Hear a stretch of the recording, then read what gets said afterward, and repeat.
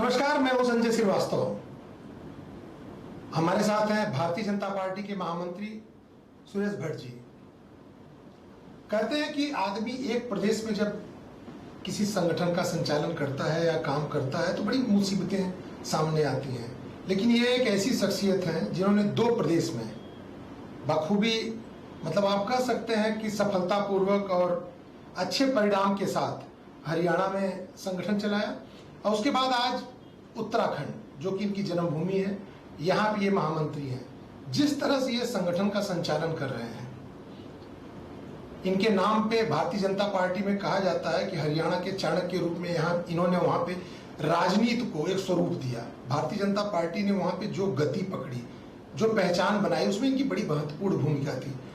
उसी के साथ जब इन्हें उत्तराखंड में लाया जाता है तो क्या उत्तराखंड में भी जो आज भारतीय जनता पार्टी संगठन में देख रही है और जो कर रही है उस पर इनकी क्या भूमिका होगी और किस तरह से देखेंगे और किस तरह से उसको लेके चलेंगे। इन सब के साथ कोरोना के लिए ये प्रशिक्षण शिविर चला रहे हैं कि तीसरा दौर आने वाला है और उस तीसरे दौर में संगठन के लोग कैसे बचाव करेंगे उस पर इनका मंथन भी चल रहा है, चिंतन भी, बैठकें भी हुई है। महत्वपूर्ण होगा ये कि तीसरे दौर में जब संगठन सड़क पे बचाव के लिए आएगा तो भारतीय जनता पार्टी के लोग किस भूमिका में होंगे। बहुत बहुत स्वागत है आपका वीआईपी न्यूज पे। सुरेश जी, कहते हैं कि कोई भी राजनीतिक पार्टी होती है तो जो संगठन होता है और संगठन के जो महामंत्री होते हैं वो एक ऐसी रीढ़ की हड्डी होते हैं कि जो कि संगठन को स्वरूप देते हैं।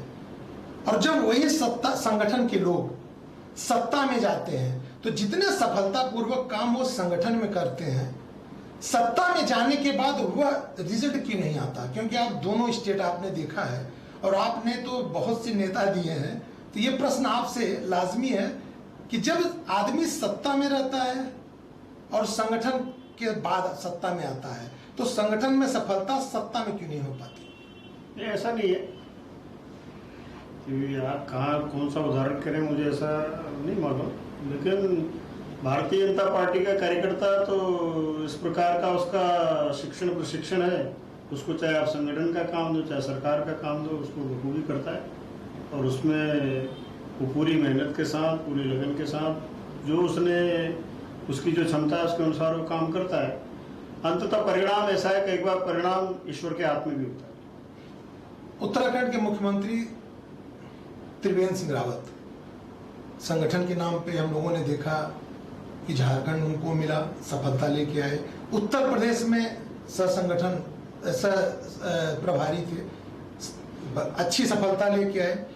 उत्तराखंड का जब उनको नेतृत्व मिलता है तो 4 साल में क्या ऐसी स्थिति आ जाती है कि जो आदमी संगठन में मजबूत स्थिति में था वह सत्ता को नहीं संभाल पाता? नहीं, ऐसा नहीं है कि कोई सत्ता को न संभाल पाने के कारण या कोई उन्होंने संगठन में रहते हुए अच्छा काम किया और सरकार में रहते हुए कोई अच्छा नहीं कर रहा, ऐसा नहीं। वो बहुत अच्छा कर रहे थे, उन्होंने अच्छा किया। कई बार संगठन में काम करते हुए, सरकारों में काम करते हुए संगठन को और पार्टी को ऐसा लगता है कि भाई और नए लोगों को भी मौका मिलना चाहिए, बस इसके पीछे इतना ही है। देश की सबसे बड़ी पार्टी है भारतीय जनता पार्टी और जमीन तक है, उत्तराखंड में तो बहुत अच्छी स्थिति में है। आप चुनाव में जाने की तैयारी कर रहे हैं, चुनाव मुहाने पे है, ऐसे में लगातार मुख्यमंत्री पे मुख्यमंत्री बदला जाना, एक संगठनात्मक दृष्टि से क्या लगता है कि चुनाव में जाने से पहले 2 मुख्यमंत्री बदला जाना एक अच्छा परिणाम का सूचक हो सकता है? देखिए, भारतीय जनता पार्टी और भारतीय जनता पार्टी की सरकार जी, सरकार नहीं बदली है, सरकार वही है जी, सरकार उसी गति से काम कर रही है, ठीक, और उसी गति से सारे काम हो रहे हैं। इसलिए मुख्यमंत्री का बदला जाना नहीं बदला जाना इसका कोई सरकार के कामकाज पर या उत्तराखंड के विकास की गतिविधि पर कोई असर नहीं पड़ा। लेकिन भट्ट जी, जब व्यक्ति बदलता है तो उसका पूरा स्वरूप बदलता है, काम करने की पद्धति अलग होती है, स्वयं की टीम अलग होती है, जो जिनके साथ काम लेना है ब्यूरोक्रेट्स उनके साथ उनका जो सामंजस्य होता है वह अलग होता है। तो ऐसे कैसे ये आराम से मान लिया जाए कि व्यक्ति बदला है और जो आपने कहा कि पार्टी नहीं बदली है, खाली व्यक्ति बदला है। देख रहे हैं ना, पिछले पुष्कर सिंह धामी जी जब से मुख्यमंत्री बने जी, अभी 1 महीना हुआ है जी, 1 महीने में ऐसा लगा कि वो नए हैं, उसी स्पीड से, अच्छी स्पीड से काम कर रहे हैं, सबको साथ लेकर के काम कर रहे हैं, जितने प्रकार के काम होने चाहिए सब कर रहे हैं। तो और पार्टी संगठन की बात जहाँ तक है, पार्टी संगठन 4-5 दिन जरूर, मुख्यमंत्री बदलने के 4-5 दिन, जब तक नई सरकार ने पूरी तरह शपथ नहीं ले ली, तब तक थोड़ा ऐसा हमारी कुछ गतिविधियों में थोड़ा ऐसी रुकावट सी महसूस हुई, लेकिन उसके बाद संगठन उसी गति से आगे बढ़ रहा है और भी तेज गति से आगे बढ़ रहा है। हरियाणा में आपने संगठन को बहुत, मतलब भारतीय जनता पार्टी को जब आपको दायित्व मिला उसके बाद बहुत आगे ले गए, फिर उत्तराखंड में मिला है, तो दोनों राज्यों में संगठन का जो स्वरूप है या संगठन का संचालन का जो स्वरूप है, क्या अंतर लगता है आपको? भारतीय जनता पार्टी में अखिल भारतीय संगठन होने के कारण, राष्ट्रीय दल होने के कारण जी, संगठन का स्वरूप सब जगह एक कमोबेश एक समान ही है। ठीक है, उसकी कई बार उसकी क्षमता में कम ज्यादा हो सकती है, लेकिन संगठन का स्वरूप सब जगह एक सही है। हमारी कार्य पद्धति एक सी है, हमारा नीचे से ऊपर तक संगठन का स्ट्रक्चर एक सा है। इसलिए कोई बहुत इसके कारण बदल है या वहाँ कुछ बदल था यहाँ कुछ बदल है, ऐसा नहीं।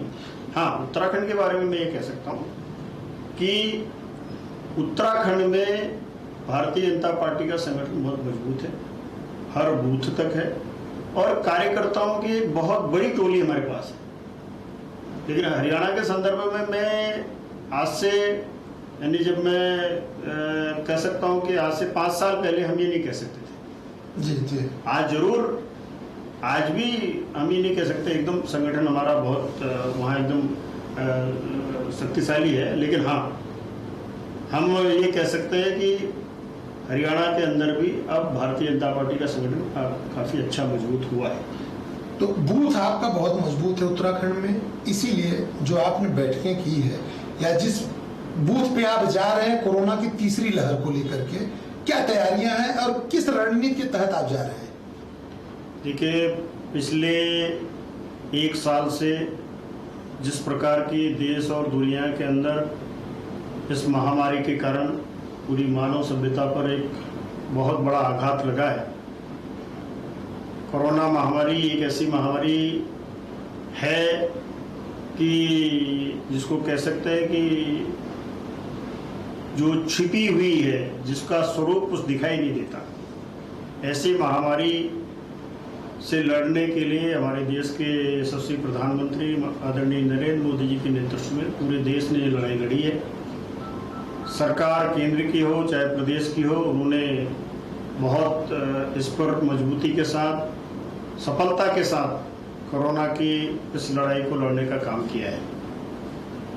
भारतीय जनता पार्टी के कार्यकर्ता होने के नाते हम भारतीय जनता पार्टी के लिए कहते हैं कि भारतीय जनता पार्टी केवल सत्ता में आने के लिए, केवल सत्ता की राजनीति करने के लिए दल नहीं है। इस दल के माध्यम से हम, सत्ता तो हमारे लिए माध्यम है, लेकिन हम सत्ता के माध्यम से मानव की सेवा करना चाहते हैं, देश की सेवा करना चाहते हैं। सत्ता हमारे लिए साधन है, साध्य नहीं। हमारे लिए साध्य है सेवा, तो सेवा हमारा माध्यम है। इसलिए हमारा हर एक कार्यकर्ता केवल चुनाव के समय ही एक्टिव नहीं होता, तो वो 365 दिन सामाजिक विषयों को लेकर वो सरोकार रखता है। समाज में घटने वाली हर घटना पर उसकी क्या प्रतिक्रिया होगी, वो समाज के लिए क्या सहयोगी बन सकता है, इस पर पार्टी संगठन का कार्यकर्ता हमेशा सजग रहता है।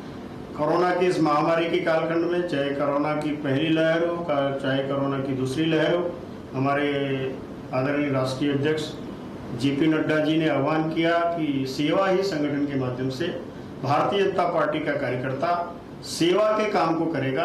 आज मुझे गर्व के साथ ये बताते हुए हर्ष होता है कि भारतीय जनता पार्टी के कार्यकर्ताओं ने अपने जान को जोखिम में डालते हुए, बहुत सारे कार्यकर्ता सेवा का काम करते करते स्वयं संक्रमित हो गए, जान भी उनकी चलेगी, लेकिन क्योंकि दूसरे की जान बचाना, दूसरे की सेवा करना, ये भारतीय जनता पार्टी का एक तरह से मिला हुआ, भारतीय जनता पार्टी को विरासत में मिला हुआ विचार हमारे पास है।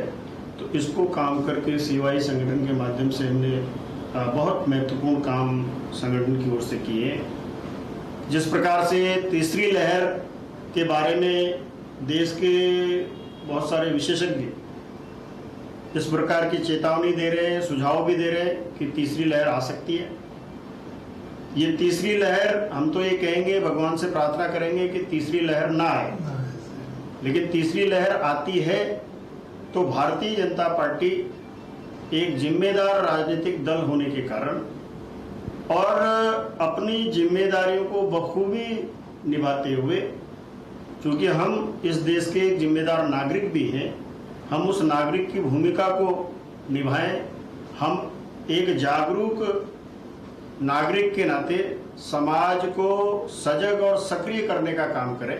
इसको लेकर भारतीय जनता पार्टी ने देश भर में एक अभियान चलाया है, राष्ट्रीय स्वास्थ्य स्वयंसेवक अभियान, नेशनल हेल्थ वॉलंटियर कैंपेन। इसके तहत राष्ट्रीय स्तर से लेकर बूथ स्तर तक कार्यकर्ताओं का प्रशिक्षण हम लोग कर रहे हैं। राष्ट्रीय स्तर का प्रशिक्षण अभी पिछली 28 तारीख को दिल्ली में संपन्न हो चुका है।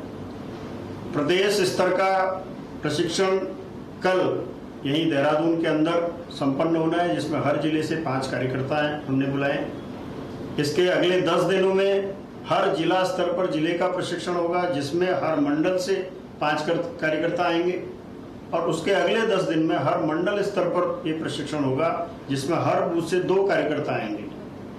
हम कार्यकर्ता के माध्यम से हर एक बूथ पर, हर एक गांव में, हर एक मोहल्ले में हम कोरोना के प्रति वहां की जनता को जागरूक करके, उसको सजग करते हुए, सचेत करते हुए हम कोरोना न आए इसका हम प्रयास करेंगे। कोरोना अगर आता है तो हम उसको बहादुरी से उसका मुकाबला करते हुए हम उसमें विजय प्राप्त करें, ऐसा हम चाहते हैं। भट्ट जी, दूसरा जो दौर था, आपने कहा कि बहुत मजबूती से भारतीय जनता पार्टी के लोगों ने, कार्यकर्ताओं ने, नेताओं ने, स्वयंसेवकों ने उसका सामना किया, तो क्या जरूरत आन पड़ी कि तीसरे दौर के लिए इतनी बड़ी तैयारी करने की? देखिए, 2 लहरों के बाद जो अनुभव आया है जी, क्योंकि पहली लहर के बाद ऐसा नहीं लग रहा था कि दूसरी लहर अचानक आएगी तो एकदम आकर के एकदम ऐसी स्प्रेड हो जाएगी और 1 सप्ताह के अंदर बहुत सारी चीजें एक बार क्योस जैसी हो जाएगी, ऐसा नहीं लग रहा। तो क्योंकि महामारी आएगी और एकदम क्या उसका स्वरूप हो जाएगा ये आज कोई नहीं कह सकता, इसलिए हम समाज को ऐसा सजग करना चाहते हैं, क्योंकि महामारी केवल सरकारें नहीं रोक सकती।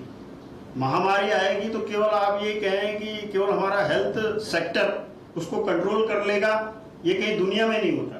दुनिया के बड़े बड़े देश धराशायी हो गए।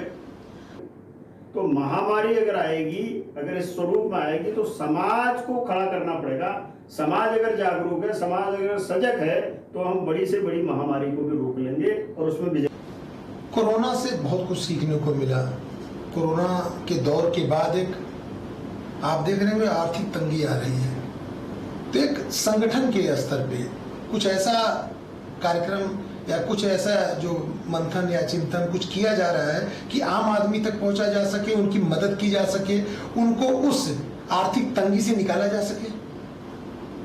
कोरोना की महामारी में जिस प्रकार से सब कुछ बंद हो गया था जी, सब कुछ ठप हो गया था, विशेषकर आर्थिक गतिविधियां एक तरह से ठप हो गई थी, ऐसे समय में सबसे पहला काम था लोगों की जान बचाना जी।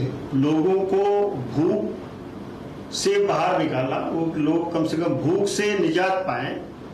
इन दोनों कामों को लेकर जहां सरकारों ने अपना काम किया, वहीं भारतीय जनता पार्टी के कार्यकर्ताओं ने समाज को साथ लेकर नहीं किसी को दवा और किसी को भोजन जी, इसका अभाव नहीं होने दिया। उसके लिए जो भी प्रयास कर रहे थे वो सब किए।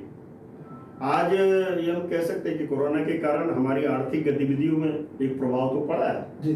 लेकिन जैसे जैसे स्थितियां सामान्य हो रही हैं, धीरे धीरे लोग अब अपनी उन आर्थिक गतिविधियों को बढ़ा रहे हैं, लोगों की आर्थिक चर्या आगे बढ़ रही है और काफ़ी कुछ चीज़ें पटरी पर आ रही हैं। लेकिन थोड़ा संकट का समय है, तो मैं मानता हूं कि जल्दी ये संकट दूर हो जाएगा। कोरोना से लड़ने की पूरी तैयारी है, बूथ स्तर पे आप जा रहे हैं, इसके बीच में चुनाव सामने है, उस चुनाव को लेकर के क्या तैयारी है संगठन स्तर पे, संगठनात्मक स्तर पे, कि जो अगर 22 में चुनाव प्रस्तावित है और चुनाव होना है, वो तो होना ही है, तो उसमें भारतीय जनता पार्टी किस तरह की बूथ स्तर पे तैयारी कर रही है? भारतीय जनता पार्टी वैसे तो कोई भी चुनाव जी, हम हर एक चुनाव को बहुत ही गंभीरता से लेते हैं, हर चुनाव की हम प्रॉपर तैयारी करते हैं। आने वाला 2022 का चुनाव, इसको लेकर भारतीय जनता पार्टी ने, आपको ध्यान होगा कि पिछले दिसंबर माह से हमने इसकी तैयारियां प्रारंभ कर दी थी, जब हमारे राष्ट्रीय अध्यक्ष आदरणीय JP नड्डा जी देहरादून के अंदर आए थे, और तब से हमारी वो तैयारियां प्रारंभ हो चुकी हैं। भारतीय जनता पार्टी के नाते बूथ हमारी सबसे जो प्राथमिक इकाई है, उसको बूथ के कार्यकर्ताओं को मजबूत करते हुए, बूथ के कार्यकर्ताओं को सक्रिय करते हुए, बूथ टोली, पन्ना प्रमुख, पन्ना की टोली को सक्रिय करने का काम ये चल रहा है। अभी इस क्रम में हम लोगों ने हमारी सब जिले की कार्य समितियां संपन्न हो गई, मंडल की कार्य समितियां हमारी संपन्न हो गई। अब हम आने वाले दिनों में बूथ के जो हमारे कार्यकर्ता हैं, बूथ समिति का वेरिफिकेशन, सत्यापन का काम हम शुरू करने वाले हैं।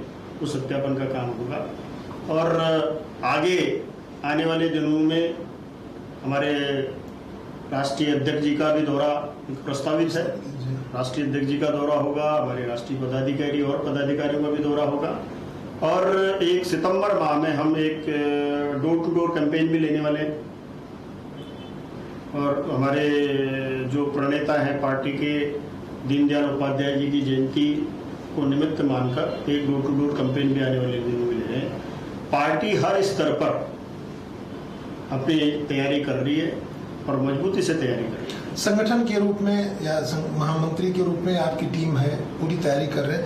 दूसरी तरफ देखा जा रहा है कि 2 मुख्यमंत्री हटे हैं, उनकी नाराजगी, 1 केंद्रीय मंत्री हटे हैं, उनकी नाराजगी, क्या इसका भी कुछ चुनाव पे फर्क पड़ेगा? कहीं कोई नाराजगी नहीं। किसी को आप सत्ता से हटाते हैं और कारण नहीं बताते हैं, तो नाराजगी तो उस व्यक्ति को तो होगी। भारतीय जनता पार्टी इसी का नाम है। किसी को कभी हटा दिया जाए? यहाँ हम व्यक्ति के लिए काम नहीं करते, विचार के लिए काम करते हैं, तत्वों के लिए काम करते हैं। लेकिन भट्ट जी, इसका मतलब है भारतीय जनता पार्टी इतनी बड़ी पार्टी है, जिस तरह से वह आम, मतलब आप ये कह सकते हैं कि भारतीय जनता पार्टी में जो कार्यकर्ता है वो भी कभी नेता बन सकता है, बड़े पद पे आ सकता है, लेकिन बड़े पद के नेता को कभी पदस्थ कर दिया जाए, कभी हटा दिया जाए। पदस्थ नहीं करते, पदस्थ करने का किसी को कोई सवाल ही नहीं। जब ये एक प्रक्रिया ही है, क्योंकि नए को अगर अवसर देना है तो पुराने ने स्थान छोड़ना ही पड़ता है, ये प्रकृति का नियम है। तो ये ग्रुप नाराज हुआ ना, कोई त्रिवेंद्र सिंह रावत, कोई नाराज नहीं है, कोई नाराज नहीं। आप उसको चुनाव तक सही कर ले जाएंगे? नाराज है ही नहीं, सब अभियान में जुटे हुए हैं। अभी भी वो दौरा कर रहे हैं कि उन्हें किसी पद पे दे दिया जाए, पुराने मुख्यमंत्री। ये आप जोड़ रहे हो कि किसी कोई पद दे दिया जाए करके दौरा कर रहे हैं। वो तो ये इसलिए जा करके कह रहे हैं कि मैं संगठन का काम करने के लिए तैयार हूं, मुझे काम बताया जाए। मतलब यही मैनेज करने के लिए आपको लाया गया और सारा मैनेज कर लेंगे चुनाव तक? मैं मैनेज करने वाला नहीं हूँ। पार्टी की यही हमारी खूबी है कि पार्टी में हर एक कार्यकर्ता ये विचार से जुड़ा हुआ है, व्यक्ति से नहीं। तो इसलिए जब कार्यकर्ता को लगता है कि ठीक है, मुझसे भी बेहतर, मुझसे भी अच्छे काम करने वाले कार्यकर्ता और उनको अवसर मिलना चाहिए, उनके लिए स्थान छोड़ते हैं। आप खाटी भाजपाई हैं, शुरू से आपकी विचारधारा, बातचीत, रहन सहन हर चीज से झलकता है। कुछ आयातित कांग्रेस के विधायक आपके यहाँ आ जाते हैं, वह आपकी विचारधारा से आज भी मेल नहीं खाते, तो क्या ऐसे में लगता है कि दूर तक चलेंगे? देखिए, भारतीय जनता पार्टी ने 1952 में 3 सांसद थे जी 3 से अगर 300 तक की यात्रा प्रारंभ की है तो हमने किसी के लिए दरवाजे नहीं बंद किए, हमने सबके लिए दरवाजे खोले और सबको हमने समाहित किया। और ये भारतीय जनता पार्टी की खूबी है, हमारा हाजमा मजबूत है, हम जिसको लाते हैं वो फिर अपना ही बना देते हैं उसको। फिर हमारे यहाँ आने का दरवाजा खुला है, जाने का बंद है। भारतीय जनता पार्टी में हर एक अच्छा व्यक्ति, चाहे किसी भी दल का हो, किसी जाति का हो, किसी संप्रदाय का हो, सबका स्वागत है और सबका सम्मान। सूरज भट्ट जी से मैं सुनता रहा हूँ, देखता रहा हूँ, पढ़ता रहा हूँ, एक ऐसी शख्सियत सामने मेरे साथ बैठी है और उससे मैं ये जानना चाहूंगा कि जो विचारधारा जब तक हमारी विपरीत रहती है तो हमारे साथ आके हमारी विचारधारा की कैसी हो जाती है। देखो, मनुष्य का एक स्वभाव ऐसा रहता है, वो कभी भी बदल सकता है। मनुष्य का मन है, मनुष्य का मन ये स्थायी नहीं रहता जी। तो मनुष्य का मन किस बात से बदल जाए ये आप नहीं कह सकते। तो क्योंकि कई बार आदमी बहुत, आपने सुना, बड़े बड़े कहानियां सुनी है जी। यानी गौतम बुद्ध की कहानी सुनी है, वो तो राजा थे जी। जब जाते जाते बन गए, बुद्ध बन गए। तो ऐसे हम ये नहीं कह सकते कि कल तक कोई हमारे विरोधी विचार का था, आज वो कैसे बदल गया। हृदय परिवर्तन होने में सेकंड लगते हैं, सेकंड।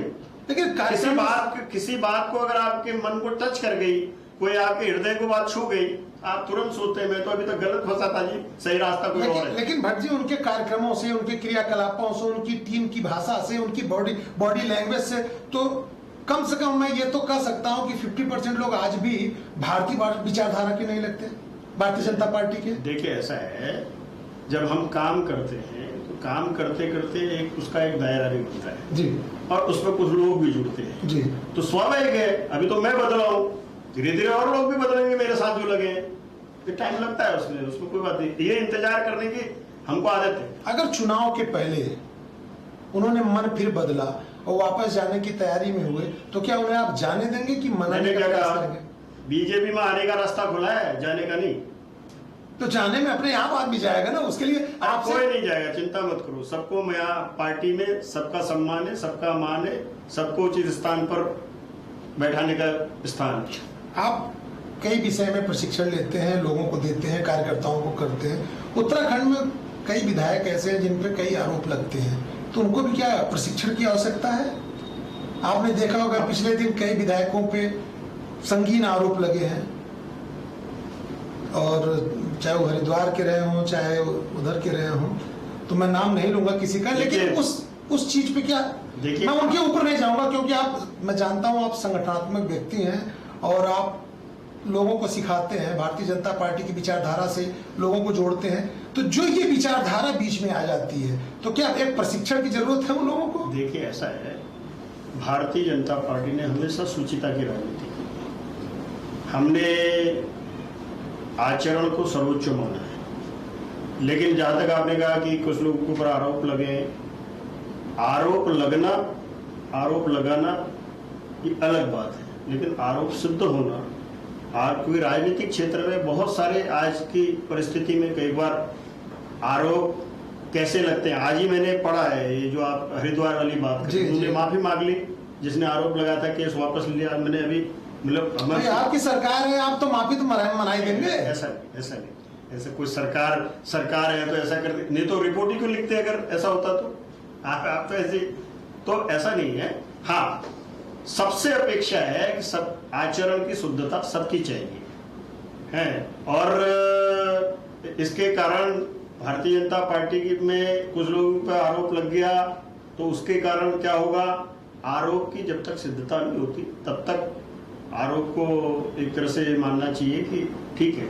मतलब 2002 में कांग्रेस सरकार में आती है, 2007 में आप उनके ऊपर 56 घोटालों का आरोप लगा दे तो ये माना जाए वो खाली आरोप था, उस पर क्योंकि कोई प्रूफ हुआ नहीं। मैं 7 की बात कर रहा हूं, और कांग्रेस आज भी कहती है कि हमने कोई घपला घोटाला नहीं किया। और उसी 2007 में जब आप 56 घोटाले लगाते हैं तो भारतीय जनता पार्टी वापस सत्ता में आती है। देखिए, कांग्रेस तो घोटालों की जननी है, ये भी आरोप माना जाए? आरोप नहीं, सिद्ध आरोप है। आप उठा करके देख लीजिए 1947 से आज तक सिद्ध कहाँ होता है? आपने जितने उनके ऊपर आरोप लगाए, 2G हो गया, कोल हुआ, सब बच के चले गए।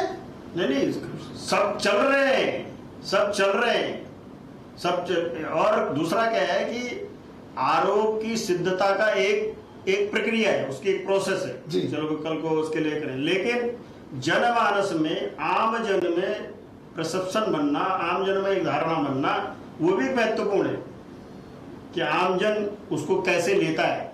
आम जन, हिंदुस्तान का आम नागरिक ये मानता है कि इस देश में भ्रष्टाचार की जननी कांग्रेस है। चलिए हम आपकी बात मान लेते हैं, क्योंकि आप भारतीय जनता पार्टी हैं और भारतीय जनता पार्टी देश की सबसे बड़ी पार्टी है और सबसे ज्यादा प्रदेशों में राज कर रही है। उत्तराखंड में जब चुनाव होने जा रहा है, आप देख रहे होंगे कि आपके नए मुख्यमंत्री हैं, 1 महीने पूरा हुआ है, सामने कांग्रेस पार्टी ने अपने पुराने दिग्गजों को ही सामने रखा है। इस युवा और वह अनुभवी आदमी के साथ जो सामने चुनाव में टक्कर होगा, उसको कैसे देखते हैं आप? अरे, जिनको आप दिग्गज कह रहे हैं, अनुभवी कह रहे हैं, इनका राजनीतिक इतिहास उठा करके देख लीजिए ना, ये वही दिग्गज है जो मुख्यमंत्री रहते हुए 2-2 जगह से जिन्होंने पटकनी खाई। हरीश रावत जी को कई बार हमारे यहाँ आप लोग भी तो बड़ा नेता क्या हो जाएगा, मैं तो कहता हूँ हरीश रावत जी वही हरीश रावत जी हैं, मुख्यमंत्री रहते हुए जिनको हमारे यतीश्वरानंद जी ने पटकनी दे दी, जिनको हमारे राजेश शुक्ला जी ने पटकनी दी, तो बड़ा राजेश शुक्ला, यतीश्वरानंद या हरीश रावत? नहीं, चुनाव में हारना जीतना किसी के कद को चुनाव के पैमाने से, उसके जीत हार से तो नहीं नापा जा सकता। अंततः राजनीतिक दल में चुनाव ही पैमाना होता है। 2014 में पहले आपने ही कहा कि भारतीय जनता पार्टी के दिग्गज भी नहीं जीत पाए थे। हाँ, तो तब नहीं जीत पाए थे ना, तब नहीं जीत पाए थे, तब हमको मानते थे क्या लोग वजूद वाला? तब हम लगातार संघर्ष करते थे। लेकिन ये कहना कि इन दिग्गजों के सामने Bharatiya Janata party cadre based party है, कार्यकर्ता आधारित पार्टी है, विचार को लेकर के चलने वाली पार्टी है। हमारे यहाँ जिस भी कार्यकर्ता को जो काम मिलेगा, जिसको वो उस काम में ही परफेक्ट निकलेगा, वो उस काम में पूरी शक्ति लगा करके परफेक्ट निकलेगा। हमको इसकी कोई चिंता नहीं कि कांग्रेस में कौन सामने आ रहा है। हमको अपने कार्यकर्ता पर, अपने नेटवर्क पर, अपने संगठन पर, अपने कैडर पर विश्वास है। कैडर सक्रिय होकर उनके बड़े बड़े सूरमाओं को धूल चढ़ा देगा। या क्या ये भी माना जाए कि उत्तराखंड में संगठनात्मक रूप से भारतीय जनता पार्टी उतना मजबूत नहीं थी, इसलिए आपको फिर वापस यहाँ बुलाया गया कि आओ भाई संगठन को मजबूत करो? ऐसा किसने कहा? हम लगातार सरकारों में रहे। नहीं भाई, और पिछली बार तो मेरे से पहले 2017 में 57 सीटें आई है। ऐसा क्यों? ऐसा कहा कि संगठन में यहाँ मजबूत नहीं है? ये तो संगठन की एक प्रक्रिया है। चलिए, हरियाणा में 10 साल मुझे संगठन का काम करते करते हो गए। ऐसा संगठन को लगा कि ठीक है, हरियाणा से बाहर कहीं जाना था तो उत्तराखंड में आ गया। मेरा प्रदेश।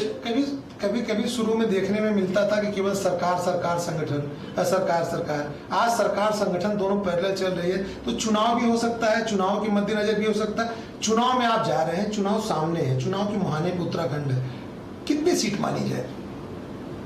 पिछले से ज्यादा बहुमत के साथ हम जीत करके आए। 57 से भी ज्यादा आएंगे जी। मतलब ये मान के चला जाए सत्ता में वापसी है, ये तो आप भाजपा के हैं इसलिए कहना 100%। लेकिन 57 से भी ज्यादा पाएंगे, क्योंकि एक नई पार्टी ने भी दस्तक दे दी है। कोई बात नहीं। और उसका जो मुख्यमंत्री का चेहरा है वो एकदम खाटी पहाड़ी चेहरा और फौजी चेहरा है, जिसको लोग हाथों पे लेके चलते हैं, जिसको लोग बहुत पसंद करते हैं। मैं चुनाव की दृष्टि से नहीं, व्यक्ति की दृष्टि से कह रहा हूं। देखिए, कुछ लोगों को प्रयोग करने की छूट है, कर सकते हैं लोग, प्रयोग कर सकते हैं सर। उसी प्रयोग में तो दिल्ली कब्जा कर लिया उन्होंने, आजमा सकते हैं। लेकिन उत्तराखंड ये प्रयोग की धरती नहीं है। उत्तराखंड प्रयोग किए हुए लोगों की धरती है। यहाँ लोगों के सामने प्रयोग किए हुए लोग हैं, इसलिए कोई और दल आ जाए, तीसरा आ जाए, कोई आ जाए, उससे कोई फर्क नहीं पड़ने वाला। मैंने पहले कहा कि भारतीय जनता पार्टी जिस आधार पर हमने अपनी चुनाव की रचना की है, हम जिस आधार पर इसका दावा कर रहे हैं, वो हमारा दावा केंद्र और प्रदेश सरकार की हमारी नीतियाँ, जन कल्याणकारी नीतियाँ, हमारा नेतृत्व और हमारा संगठन, उसके आधार पर हम चुनाव में जा रहे हैं और हम फिर से उसी के आधार पर सरकार। अंतिम प्रश्न, चुनाव हम 5 साल के विकास कार्यों पे लड़ेंगे, धामी के चेहरे पे लड़ेंगे या नरेंद्र मोदी के चेहरे पे लड़ेंगे? भारतीय जनता पार्टी का विचार केंद्र और प्रदेश सरकार की उपलब्धियों के आधार पर लड़ेंगे। स्वाभाविक है, लीडर हमारा चेहरा होता ही है। धन्यवाद। ये थे सुरेश भट्ट जी, बेबाक बोलने वाले। हरियाणा में इन्होंने अपने आप को प्रूव किया है, उत्तराखंड में इस बार मौका मिला है, 22 में चुनाव है और हम लोग देखेंगे कि इनका जो अनुभव रहा वो उत्तराखंड में कितना काम करता है। धन्यवाद देते रहिए वीआईपी न्यूज़।